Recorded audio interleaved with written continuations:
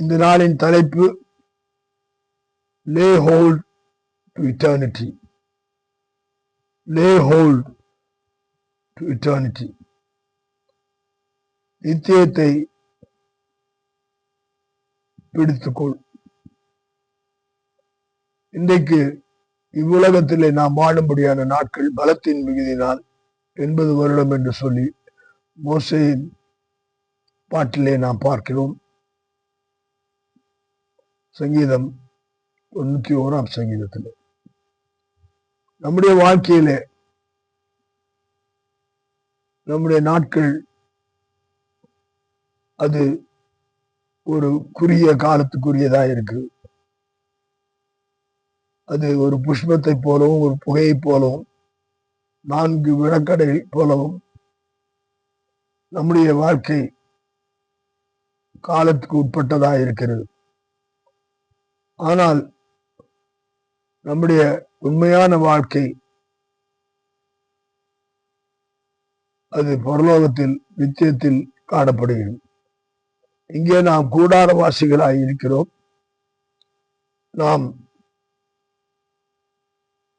நித்தியத்துக்கு நம்மை இந்த கூடாரவாசிகளாய் இருக்கும்போது நம்மை ஓட்டத்தை நாம் ஓடும்போது நித்திய வாசிக்குரிய இடத்தை நாம் பெற்றுக்கொள்ள முடியும். அதை குறித்துதான் 1 தீமோத்தேயு 6:12 சொல்லப்படுகிற காரியம் விசுவாசம் என்று சொல்லப்படும்படியான நித்தியத்தை நாம் அடைவதற்கு விசுவாசம் உள்ளத்திலே அது உள்மனிதனே காணப்படுகிறது. அதாகப்பட்டது எனக்காக ஒருவர் தேவனுடைய குமாரனாகிய கிறிஸ்து வார்த்தை வடிவாக இருந்தவர் மனித ரூபம் எடுத்து வந்தார். என்னுடைய பாடுகளுக்காக என்னுடைய பாவங்களுக்காக அவர் பாடுகள் ஏற்று என் பாவத்தை சுமந்து அவர் மரித்து உயிர்த்தெழுந்தார் பாடுபட்டு என்பதை விசுவாசிக்கும் போது நீதி நமக்குள்ளாய் உண்டாகிறது.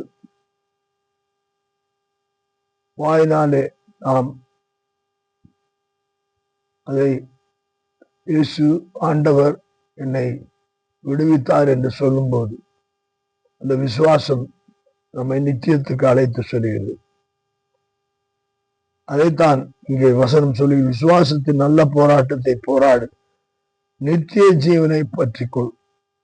நல்ல போராட்டம் என்பது விசுவாசத்திலே அந்த நம்பிக்கையிலே இயேசுவின் மேல் வைக்கும்படியான அந்த வார்த்தையிலே நடந்து நித்தியத்தை பெற்றுக்கொள்ளுதல். அதற்காகத்தான் நாம் அழைக்கப்பட்டிருக்கிறோம். அதை நாம் அறிக்கை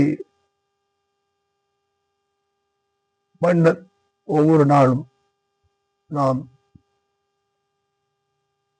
தேவனுக்கு சொந்தம் என்பதை சொல்லி அநேகருக்கு சாட்சிகளாக இருக்க தேவன் நம்மை பலப்படுத்துவாராக.